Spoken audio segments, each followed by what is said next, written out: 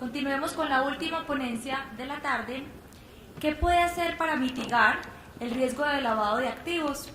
A cargo de María del Pilar Mejía, gerente de cumplimiento del Grupo Bancolombia. Ella es contadora pública con especialización en revisoría fiscal, certificada a nivel internacional como especialista antilavado de dineros por ACAMS y FIBA. Tiene más de 18 años de experiencia en áreas de prevención y control de lavado de activos, auditoría interna y externa, contabilidad en el sector financiero y real. En los últimos 10 años se ha especializado en temas administrativos del riesgo de lavado de activos y financiación del terrorismo. Ha sido conferencista en congresos internacionales de prevención y control de lavado de activos o bloqueo de capitales en Panamá y Guatemala. Bienvenida.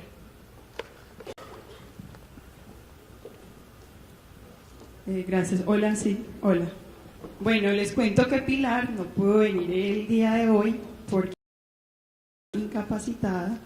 Entonces, mi nombre es Gabriela Jiménez, yo hago parte del equipo de la Dirección de Cumplimiento del Grupo Bancolombia y yo les voy a contar entonces de qué se trata todo esto y cómo entonces podemos prevenir el lavado de activos y la financiación del terrorismo. ¿Listo? Vamos a empezar entonces, decían mis otros colegas, es agradecerles este tiempo. Ya está un poquito tarde, entonces lo que yo voy a tratar de hacer es tratar de condensar todo lo que se dijo en la tarde de hoy y cómo lo podemos ver en este tema del lavado de activos y la financiación del terrorismo. ¿Qué pasa? Al inicio de la tarde nos hablaba un poquito de lo que es el famoso due diligence, ¿cierto? De esa famosa debida diligencia. Entonces vamos a hablar también un poquito de esa debida diligencia.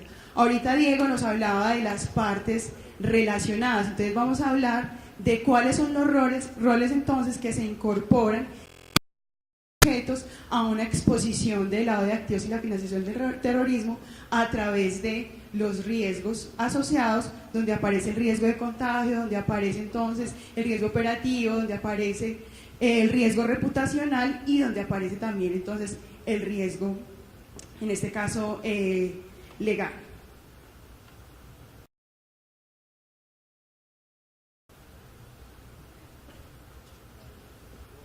Esto es pues como la agenda, pero digamos que voy a pasar lo más rápido posible para que entonces pues, de pronto no demorarlos mucho.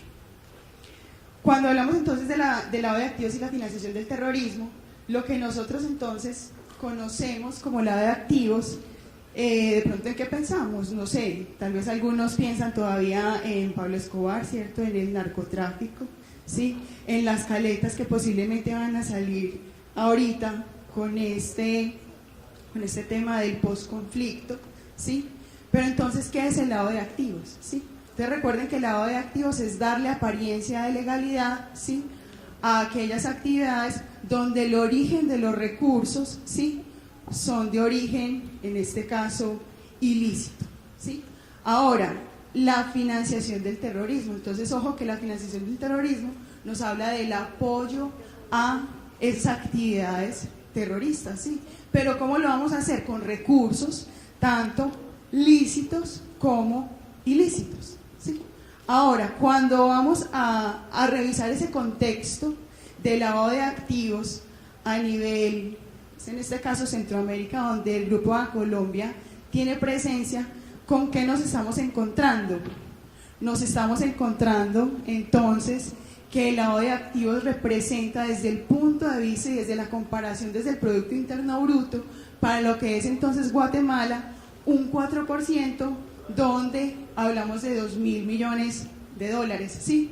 Y donde allá aparece un triángulo del norte. ¿Por qué? Porque aparece entonces México, aparece El Salvador y obviamente entonces Guatemala. Hablamos de unas ramificaciones específicas que vienen desde México, donde están los Zetas como grupos al margen de la ley y donde aparece todo lo que ha sido el tema de Sinaloa, con lo que ustedes de pronto han escuchado o conocen de lo que es el famoso el Chapo Guzmán, ¿sí?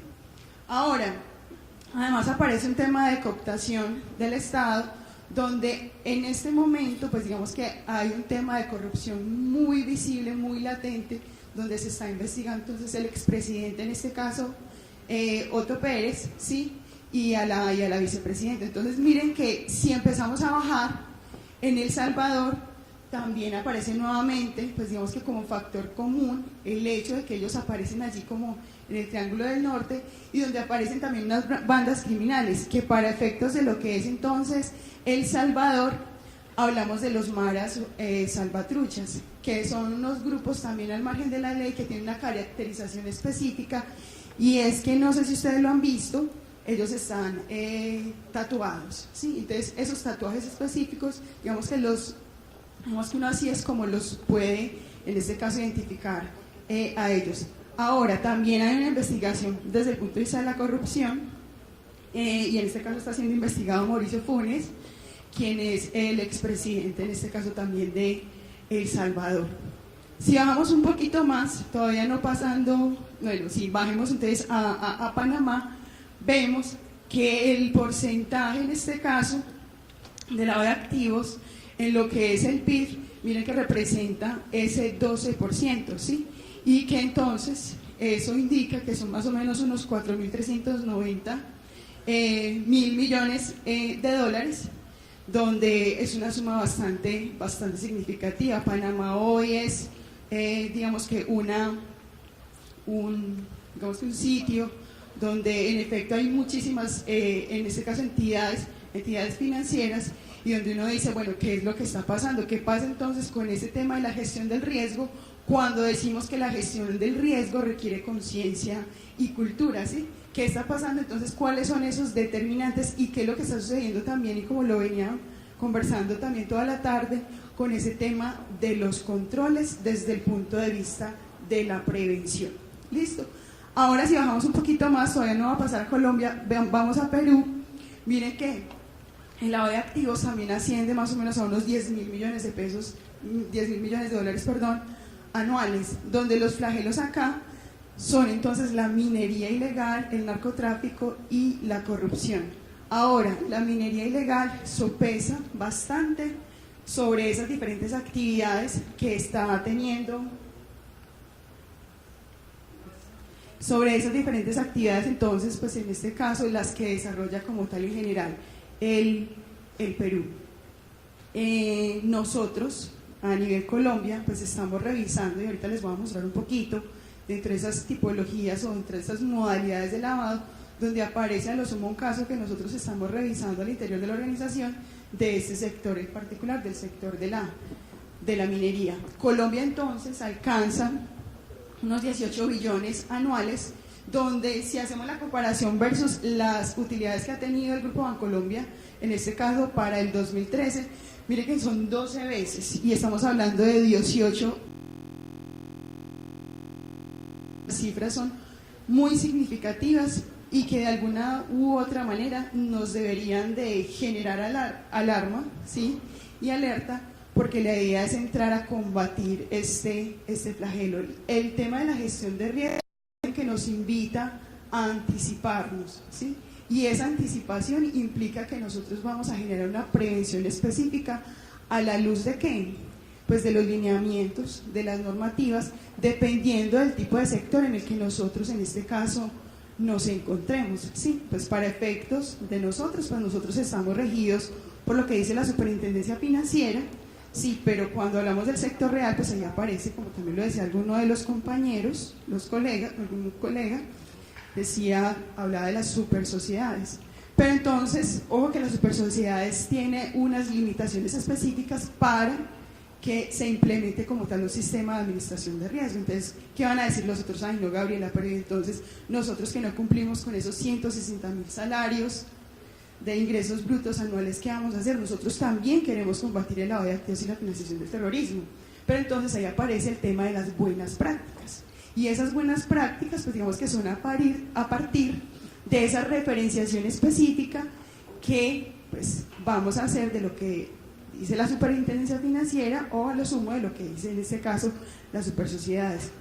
Recuerden que las supersociedades y la superfinanciera, pues digamos que estas normas están referenciadas en un marco internacional, y allí aparece entonces el GAFI, aparece Basilea, aparece FELABAN, aparece también, entonces digamos como Wolfsberg, sí, pues que también es un tratado, es un cuestionario específico que menciona entonces cuál es esa mayor debida diligencia y cuáles son esas consideraciones específicas a la luz entonces de ese conocimiento que debemos de tener de esas partes relacionadas. En esa dimensión económica y social nos dice la unidad de análisis financiero, donde las entidades financieras, pues las entidades vigiladas en este caso, reportamos, ahorita también lo mencionabas, unas operaciones sospechosas. ¿Por qué? Porque nosotros estamos reportando sospechas en razón de la materialización del riesgo de lavado. Entonces, el lavado de activos representa un 2, un 3% del PIB. Según la UIAF, esa suma asciende a unos 740.000 millones de dólares según la ONU, ¿sí?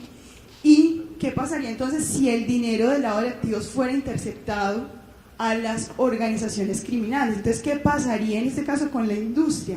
Miren que vemos unas cifras bastante, digamos que significativas en el sentido del beneficio y de lo positivo. La industria entonces podría crecer en un 23.7 billones, en este caso de pesos, porque estamos hablando de Colombia. Los hogares entonces podrían recibir 23 billones en este caso de pesos, ¿sí? Se generarían entonces a lo sumo 1.398.246 empleos, y en este caso el gobierno podría en este caso invertir a lo sumo unos 22 millones de pesos también. Esos beneficios implican entonces que habría que abrir 13 millones de cupos escolares durante un año, ¿sí? Construir a lo sumo unas 230.000 viviendas de interés social, donde a lo sumo se beneficiarían 920.000 personas, otorgar entonces a 630.000 personas un subsidio equivalente a un salario mínimo legal mensual vigente, y construir alrededor de unos 14.700 kilómetros de vías en la zona rural. Todo sí logramos combatir este flagelo, y de eso es de lo que nos estamos entonces perdiendo, ¿cierto? Pero sin hacer tampoco mucha alusión al tema de la política, recuerden que hoy día pues hay dos palabras muy sexys que son el sí y el no, ¿cierto? Entonces, si pensamos en lo que pudiera pasar, pues digamos que el tema de la gestión de riesgos, y por lo menos la gestión del riesgo del lavado de activos y la financiación del terrorismo, donde hablamos de jurisdicciones especiales, donde hablamos de partes relacionadas, donde hablamos de, digamos, como del posconflicto en particular, digamos que es una buena razón pues como para generar conciencia y validar hasta dónde o cuál será la razón de esa respuesta que nos convocará este fin de semana. Cuando hablamos entonces de las tipologías, lo que yo les decía ahorita, y que era algo de lo que ya nos había hablado Diego, de las partes relacionadas, miren que les traigo acá, les traigo una tipología que nos menciona al sector minería oro, pero donde, ¿quiénes aparecen? Mira, aparece una casa matriz que está en cualquier lugar, ¿cierto? Nos decía Diego. Pero esa casa matriz, como ustedes lo ven ahí, envía dinero, pero también recibe. ¿Y recibe qué? Recibe el oro, producto entonces de la comercialización, ¿sí? Pero entonces, ¿quién le envía ese oro? Se lo envía su sucursal, en este caso en Colombia, que está ubicada en una zona franca, y donde, pues por estar ubicada en esa zona franca, entonces recibe pues unos beneficios específicos, ¿sí? Pero entonces, ¿qué sucede en esa, digamos que en esta cadena de valor? Aparecen los proveedores, ¿sí? Y esos proveedores, como partes también relacionadas, en este caso esta cadena de valor, ¿quiénes son? Entonces empezamos a preguntarnos, ¿quiénes son? Y pues nosotros como entidad financiera nos empezamos a preguntar a quién tenemos como cliente, ¿sí? ¿Será que tenemos a la sucursal Colombia Zona Franca? Posiblemente. ¿Será que tenemos a los proveedores? Posiblemente, no a todos, pero también. ¿Y qué vemos allí? Pues que esos proveedores se encargan, pues en este caso, de comercializar a su vez ese material, en este caso el metal oro, a la sucursal Colombia Zona Franca. Pero entonces, esos proveedores, ¿de dónde obtienen, en este caso, ese mineral? Vemos abajo otra parte relacionada en la cadena, que son los concentradores, ¿sí? Porque ¿qué sucede con los concentradores? Lo que pasa es que si bajamos un poquito más en la cadena, vemos a los mineros y vemos a los barriqueros. Pero ¿qué nos damos cuenta? Que los mineros y los barriqueros se les dificulta llegar hasta donde están los proveedores, pero sí llegan hasta donde están los concentradores. ¿Para qué? Para evitar costos de traslado de ¿qué? Del metal en este caso. ¿Qué vemos nosotros allí? ¿A quién tenemos que conocer nosotros como entidad financiera y a quiénes entonces vamos a realizarles esa mayor debida diligencia? ¿Sí? A los proveedores, a la sucursal Colombia Zona Franca, a los concentradores, de hecho a esos mineros o barriqueros que posiblemente, dependiendo de su ubicación, también sean en este caso clientes de nosotros. Desde el punto de vista del lado de activos, ¿qué es lo particular y qué es lo que nosotros hemos revisado en cifras? Y es que Colombia, si bien es un país rico en minería oro, exporta más oro del que produce. ¿Cómo nos hemos dado cuenta de ese fenómeno? Pues es que hay una base de datos que se llama Sistema de Información Minero Colombiano, que tiene unas cifras publicadas y que allí es donde se consolida toda esta información. Entonces, cuando yo voy y cruzo mi base de datos como entidad financiera versus lo que dicen las cifras oficiales, eso no me cuadra. Entonces, yo lo que estoy viendo es finalmente que lo que dicen los medios de comunicación, veraces y confiables, es que yo estoy replicando ese fenómeno, y entonces ahí es donde empiezan nuevamente esos famosos por qué, en el sentido de a quién tengo entonces en mi organización o qué controles en este caso me hacen falta para yo poder estar tranquilo, como lo decía César en un inicio, de a quién tengo como cliente, a quién estoy recibiendo esos recursos, qué tipo de recursos estoy recibiendo a esas personas. Entonces ahí es donde aparece de alguna forma esa mayor debida diligencia, donde como entidad lo que hago es revisar si es necesario considerar actividades económicas de muy alto riesgo. Eso no quiere decir que yo no voy a tener clientes de oro en la entidad, no, pero sí implica que los controles que ejerzo, pues digamos que los debo elevar un nivel un poquito más alto, y que si bien hoy día también pues ustedes más que nadie lo saben, pues solo con la cédula, ¿cierto? Esa frase ya es muy común, solo con la cédula, ¿cierto?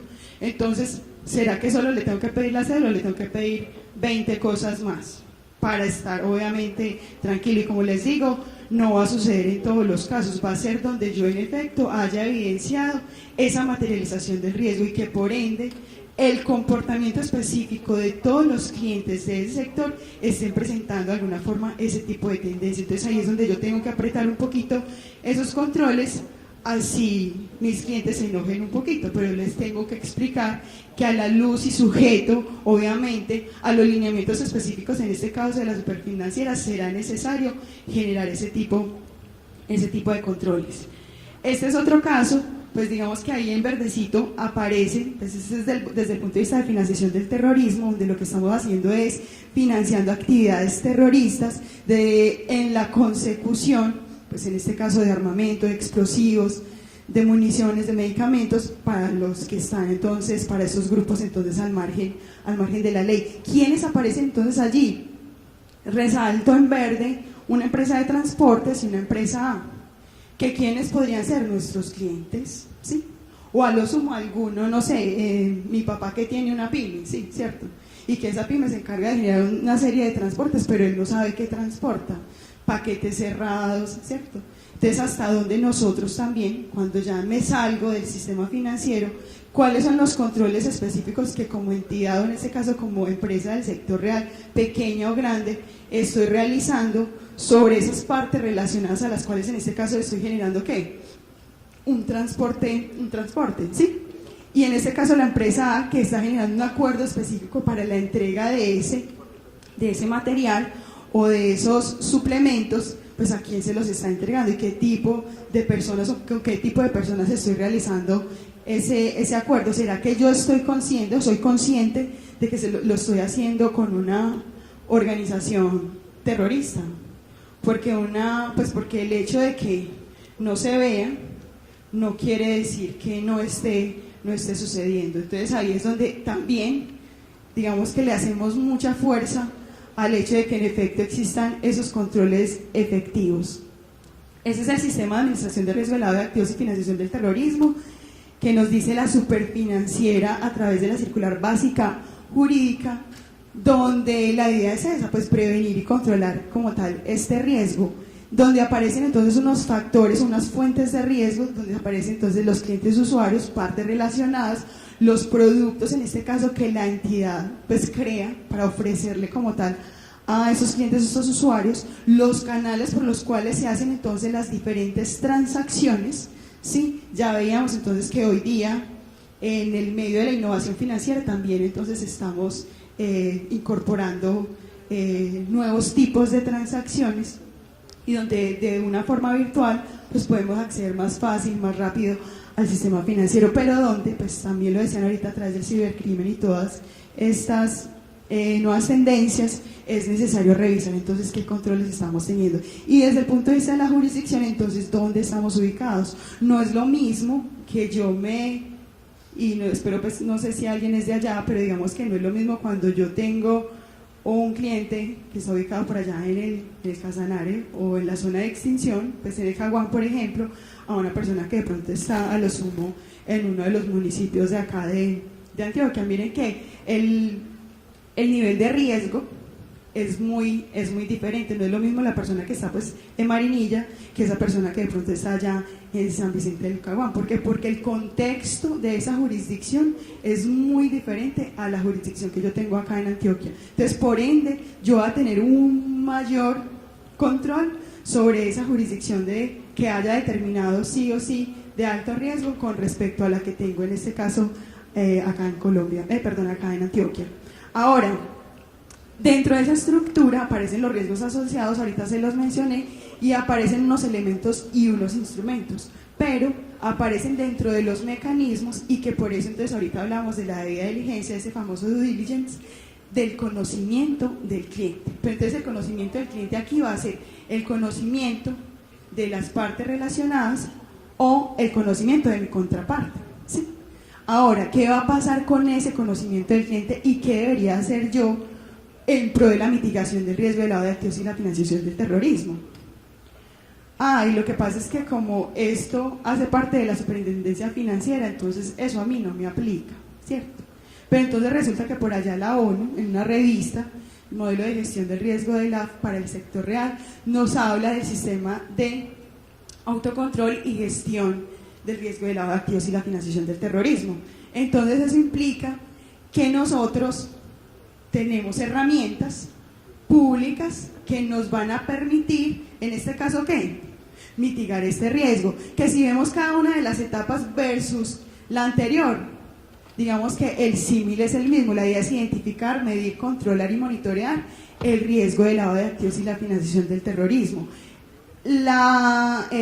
Negocios responsables y seguros, el programa de negocios responsables y seguros de la ONU, en esta cartilla nos detalla qué es lo que estamos haciendo en cada etapa, pero que si lo leemos de la circular básica jurídica, donde está todo lo relacionado a las entidades vigiladas, pues de alguna forma va a ser un símil muy parecido, solo que la idea acá es cómo me estoy referenciando y en dónde me estoy referenciando, en este caso, para poder combatir este flagelo. Sobre esos mitos y sobre esas realidades de ese sistema de gestión del riesgo de lavado y la financiación del terrorismo. No, es que ese sistema de administración de riesgo es un gasto. A mí no me pasa eso, también lo mencionaban ahorita, pero ojo que esto más que un gasto es una inversión. Puede que no nos suceda dentro de los próximos 10 años, pero ¿qué tal en ese año 11 y nos suceda? ¿Y cómo estamos entonces nosotros preparados? Ojo que si bien, como les decía ahorita, no hay excusa de no gestionar este riesgo porque hay muchos elementos a la luz pública que nos invitan en este caso a hacerlo. Aplicar los controles para cumplirle a una autoridad, nosotros hoy pues le cumplimos en este caso a la superfinanciera, pero ojo que eso más que cumplirle a la superfinanciera hace parte de proteger los propios intereses, en este caso de la compañía.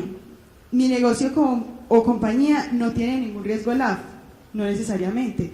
como les decía, no se me materializa hoy, pero puede que mañana sí. Entonces, hasta donde yo hablo de un riesgo cero, pues entonces el negocio como tal no existiría, porque cuando yo asumo riesgos, recuerden que ahí es donde finalmente hay una invitación a que esa administración tenga ese enfoque, un enfoque basado en riesgos. Cuando no hay riesgos, en efecto, la actividad como tal ni siquiera pues, existe en este caso.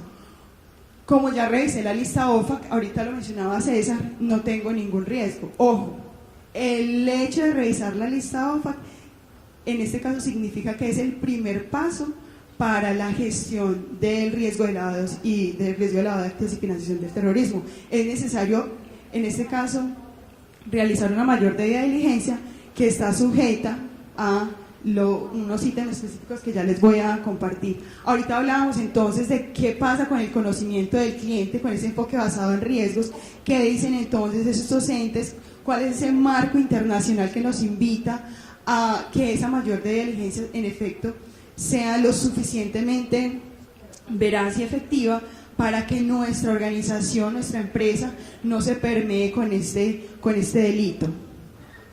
Esa mayor diligencia entonces nos invita a realizar o a desarrollar acciones un poquito más exhaustivas, encaminadas entonces a esas actividades, a conocer esas contrapartes, pero también encaminadas a revisar esa actividad económica especial que tiene como tal ese cliente o esa contraparte o esa parte relacionada. Dentro de eso, ¿qué tenemos que tener en cuenta? Pues hubo que hay un proceso de vinculación, y ese proceso de vinculación, más que pensándolo desde el punto de vista financiero, pues también es con quién yo me voy a relacionar, qué sería lo específico en este caso que se debería considerar. Hablamos de un formulario de vinculación, de documentación soporte, de consultas de verificación, realización de una entrevista o visita, proceso de actualización y conocimiento ampliado de esa contraparte. Ojo que en ese formulario de vinculación, ¿qué pasa? Nosotros entonces vamos a considerar que un formato específico que considera a lo sumo estos campos, y que el deber ser es que ese formulario esté totalmente diligenciado y que además entonces haya firma y huella de la persona en este caso que lo diligencia. Ahí aparecen esos campos mínimos, pues recuerden que esto también se los van a compartir a ustedes, pero ahí lo particular y que de pronto no pasa en muchas entidades es que es necesario incluir cláusulas LAF, con el fin de que cuando yo cuando yo de alguna forma quiera, por alguna razón o dada la materialización del riesgo, dar por terminada la relación o ese contrato, pues digamos que me salvaguarde en alguna cláusula, en este caso las cláusulas LAF, si fue materialización del riesgo de lavado de activos, con el fin de tener una causa específica, objetiva y razonable para decir eso. ¿Por qué? Porque yo después puedo, como cliente o como contraparte, establecer o realizar pues una tutela, un derecho de petición, y será la entidad quien me deberá contestar qué es lo que está sucediendo allí. Pero cuando hay una causal objetiva y razonable, en este caso amparada en una cláusula específica, entonces ¿qué pasa? Nosotros como entidad pues nos blindamos en ese sentido. Los documentos soporte, esos son algunos de los documentos soporte que como partes relacionadas, o en este caso como entidad nosotros deberíamos de considerar. Que les decía ahorita que cuando hablamos de la mayor debida diligencia hablamos de muchos más documentos específicos. ¿De qué? Específicos entonces de esa actividad. Esos documentos están asociados a los criterios de riesgo, en este caso que tenga la compañía, qué tan conservadora es sí o no con respecto a esas actividades, y además pues también aparece cuánto tiempo van a permanecer en custodia estos documentos en razón de una solicitud específica de un ente. Otros elementos adicionales, entonces aparece la verificación de esa información, lo que yo ingresé en ese formulario de vinculación, y la entrevista o visita, en este caso lo que yo alcancé a captar, en este caso del cliente. Es decir, usted me está diciendo que usted trabaja en una comercializadora, pues en este caso de oro, como le decíamos ahorita, pues yo voy a ir hasta allá. ¿Y qué nos hemos encontrado? Que es que usted trabaja en una piecita chiquitica. Entonces eso no es coherente con lo que usted me está mostrando en el formato de vinculación, ¿cierto? Entonces yo tengo que indagar un poquito más, o como yo todavía no he dicho sí a ese formato de a esa relación, entonces puedo de alguna forma decir no, porque no, esa información no es lo suficientemente veraz de acuerdo a lo que usted me colocó en ese formato de vinculación. Ahí el tema de la entrevista o visita, dependiendo del apetito de riesgo, pues será presencial o no, o se utilizará pues solamente otro tipo de medio. La actualización de la información es bastante importante, porque una cosa es que, y como nos decía César ahorita, yo hoy ingreso a la organización, pero en un año puede que mis activos cambien, sí, mi situación financiera obviamente cambie. Entonces la idea es que conozcamos ese cliente año a año, y de hecho si el cliente es proactivo nos va a decir, mira, adquirí un nuevo activo para que lo tengas en cuenta ahí en esa carpeta que me estás considerando pues como entidad. Esto es una forma jocosa de hablar de esa actualización de la información, donde en el año 1 le pido ciertas cosas a Papá Noel, pero en el año 2, un año después, le pido un poquito más, y además le digo que usted es una persona expuesta pública políticamente. Entonces póngase las pilas, Papá Noel, porque yo le voy a tener un poquito más le voy a hacer un poquito más de seguimiento por esa caracterización específica de lo que usted en este caso un año después se volvió. Las listas de riesgo, ahorita habló César de las listas de riesgo, hablamos de la lista ONU, de la lista OFAC, son listas vinculantes para Colombia. Nosotros entonces podemos decir no a un cliente sí o sí se encuentra en estas listas. La idea de las listas de riesgo es que como entidades del sector financiero, del sector real, busquemos esto como un elemento, como una herramienta específica. Es muy fácil hacerlo. Estas son las páginas donde están finalmente estas listas, pero la idea es que tengamos una sola lista, es decir, que cuando nosotros como entidad financiera, como entidad del sector real, como empresa del sector real, lo tengamos como elemento, busquemos, dadas estas páginas, esa estructura, descargamos esta información, a esa información le damos esa estructura, buscamos entonces ¿qué? Fuente y motivo de inclusión a la lista, el nombre y el número de la identificación que siempre va a estar allí, si es qué tipo de persona es, natural o jurídica, la fecha de ingreso a la lista pero interna. ¿Por qué? Porque la lista consolidada que vamos a tener va a ser una lista de riesgo interna, donde siempre que vaya a pasar alguien, siempre la voy a pasar, primero la voy a revisar por esa lista, y el resultado de si o no, de si está o no en esa lista, pues implicará para nosotros generar algún tipo de acción específico. Allá dice el estado, pues si está vigente o no vigente, porque puede que yo haya salido como tal de la lista. Entonces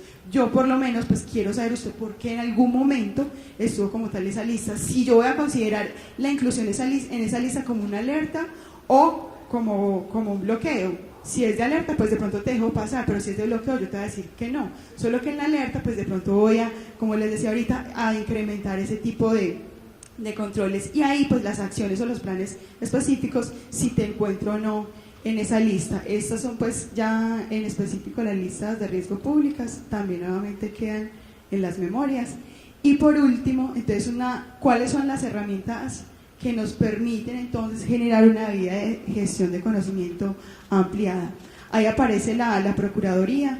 Hoy día está muy de moda consultar esas listas, pero precisamente porque es algo público y porque no hay excusa entonces de no hacerlo. Pues que necesitamos una conexión a la web para consultar entonces esas partes relacionadas.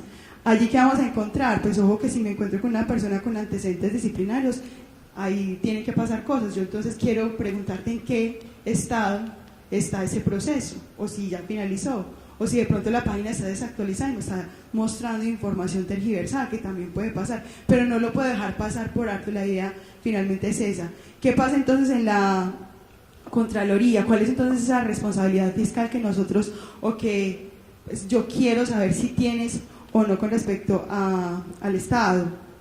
En la Registraduría Nacional, lo que decía ahorita César, revisemos entonces qué pasa con esas cédulas. Ojo que para consultar entonces en la página de la Registraduría Nacional es necesario tener la fecha de expedición del documento. Si no tengo la fecha de expedición del documento, pues solo voy a poder consultar si soy jurado o no, ¿cierto? En la Policía Nacional lo mismo. Hoy de hecho cuando vamos a incursionar en el ámbito laboral nos están pidiendo esos antecedentes, entonces muy fácil con la cédula y allí aparece entonces si tienes algún tipo de información específica.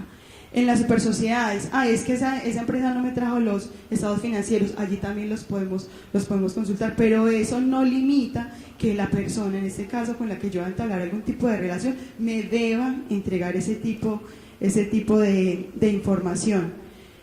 Google, súper importante Google, nuestro amigo Google de siempre. ¿Por qué? Porque resulta que cuando nosotros consultamos en la página, pues ahí en la búsqueda avanzada, y le damos entonces unos filtros específicos de investigación, lavado de activos, fraude, cibercrimen y todo eso, él nos arroja la consulta un poquito más filtrada, y allí que nos encontramos que en efecto esa persona con la que yo voy a establecer algún tipo de relación estuvo ahí, ¿sí? ¿Por qué? Porque aparecen las fechas en las cuales estuvo incluida pues ahí como tal en algún proceso. ¿Qué puede pasar? Que no salga. Entonces, ¿eso qué implica? Pues que yo voy a tener tranquilidad por lo menos de que Google, que tantas cosas tiene y tantas cosas sabe, entonces me va a generar un poquito más de tranquilidad, digamos que le voy a poder dar continuidad a ese proceso. En el registro único de empresa le tengo que revisar a lo sumo si hay una existencia específica de esa persona natural con establecimiento o esa persona jurídica.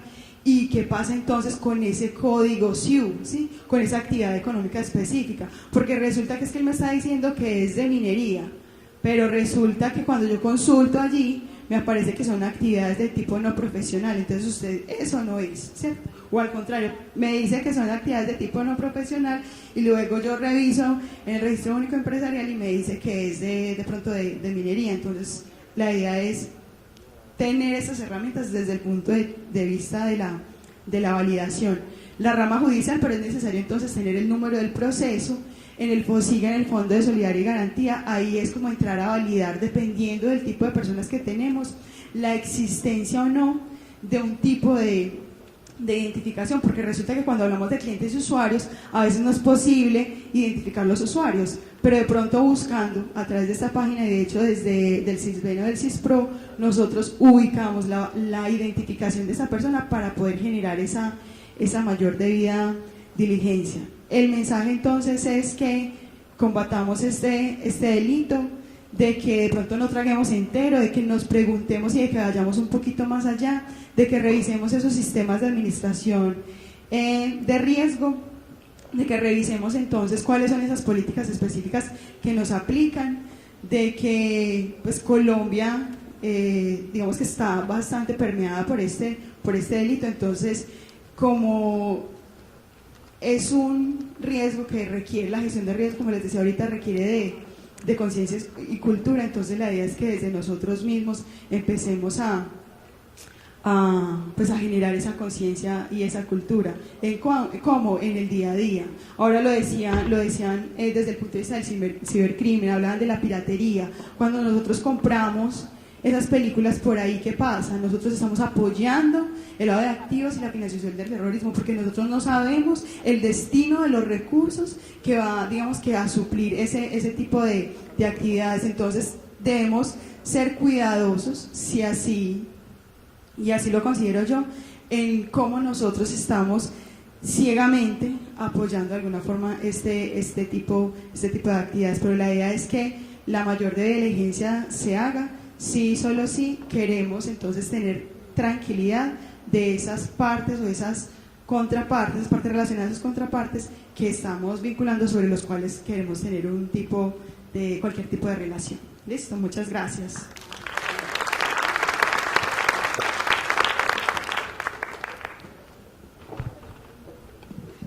¿Alguna pregunta para la doctora Gabriela?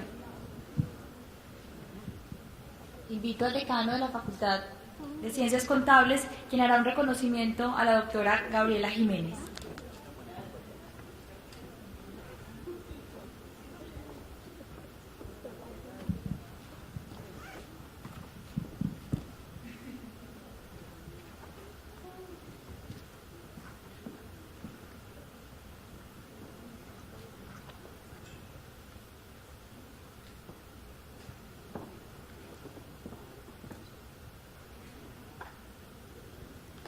Un fuerte aplauso.